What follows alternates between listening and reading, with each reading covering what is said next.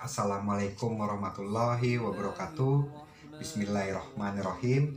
Alhamdulillahirabbil alamin wassalatu wassalamu ala isrofil anbiya wal mursalin wala alihi wasyobihi ajmain amma ba'du. Segala puji bagi Allah yang Maha Kuasa, Tuhan seluruh alam. Semoga salawat dan keselamatan tercurahkan selalu kepada Nabi dan Rasul termulia Muhammad Shallallahu Alaihi Wasallam beserta keluarga dan sahabat-sahabatnya.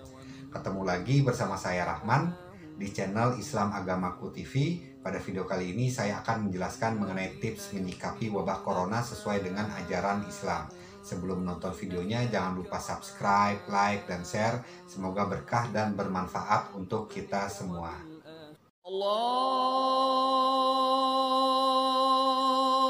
Akbar, Allahu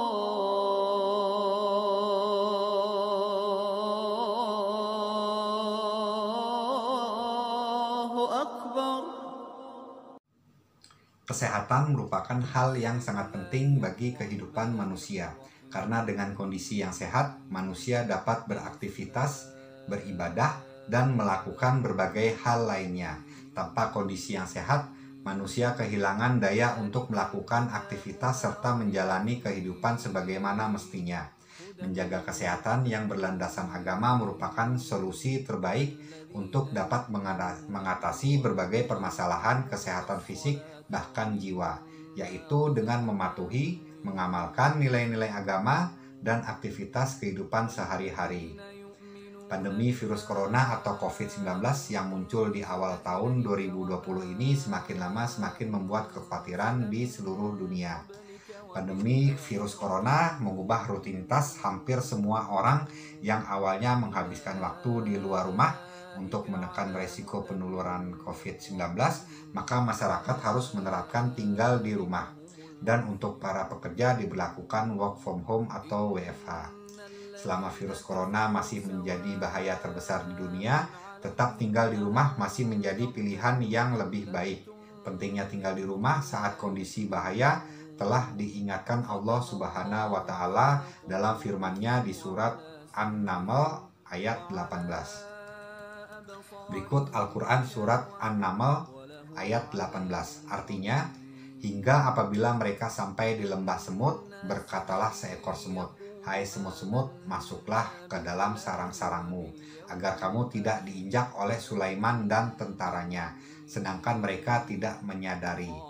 Semut menyadari tubuhnya yang kecil, sehingga kemungkinan tidak terlihat oleh rombongan Nabi Sulaiman alaihi salam.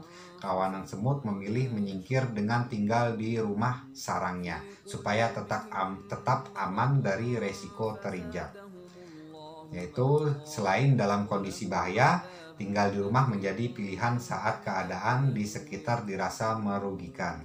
Seorang muslim bahkan boleh sholat di rumah demi menghindari resiko yang lebih besar.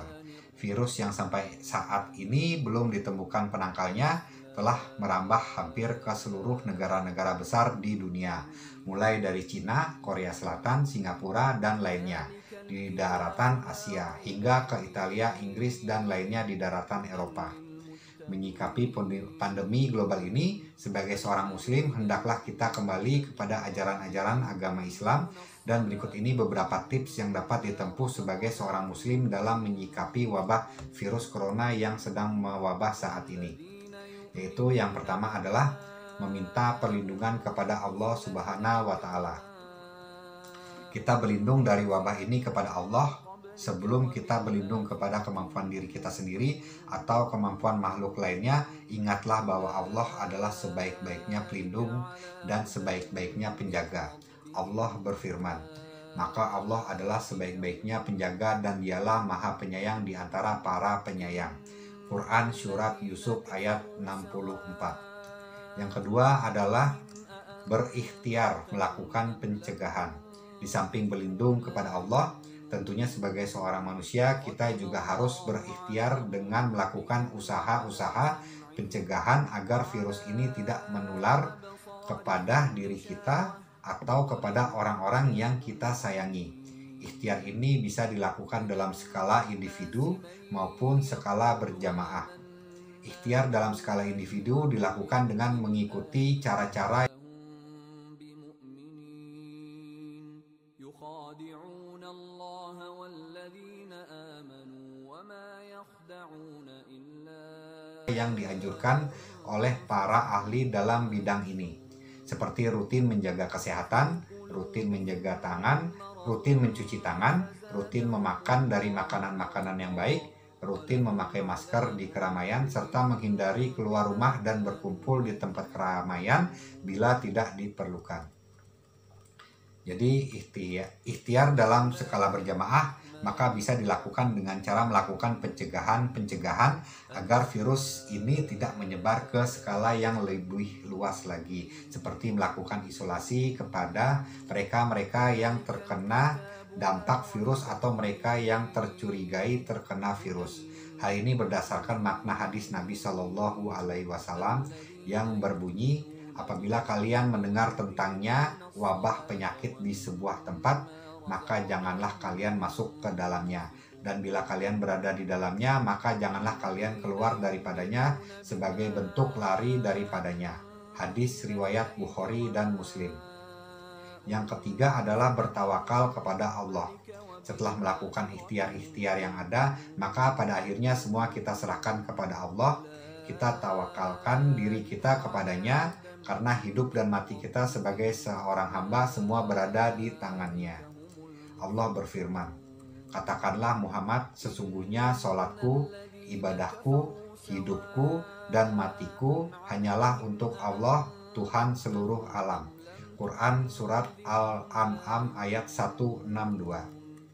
Allah berfirman, kemudian apabila engkau telah membulatkan tekad, maka bertawakallah kepada Allah. Sesungguhnya Allah mencintai orang-orang yang bertawakal. Jika Allah menolong kamu, maka tidak ada seorang pun yang dapat mengalahkanmu.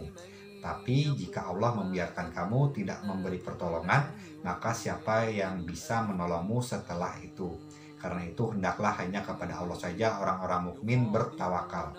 Quran Surat Ali Imran 59-60. Yang keempat adalah yakin kepada Allah akan kesembuhan. Bila ada di antara kita yang ditakdirkan oleh Allah tertimpa penyakit ini, maka yakinlah bahwa Allah adalah sebaik-baiknya penyembuh, karena Allah lah Tuhan yang maha penyembuh.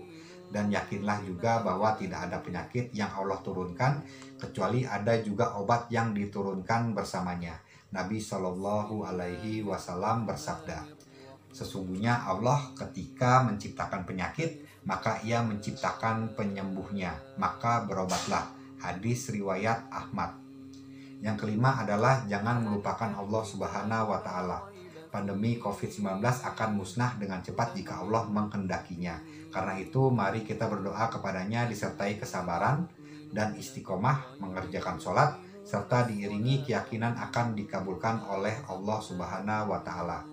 Dan apabila hamba-hambaku bertanya kepadamu tentang aku, maka jawablah bahwasanya aku adalah dekat. Aku mengabulkan permohonan orang yang berdoa apabila ia memohon kepadaku. Maka hendaklah mereka itu memenuhi segala perintahku, dan hendaklah mereka beriman kepadaku agar mereka selalu berada dalam kebenaran.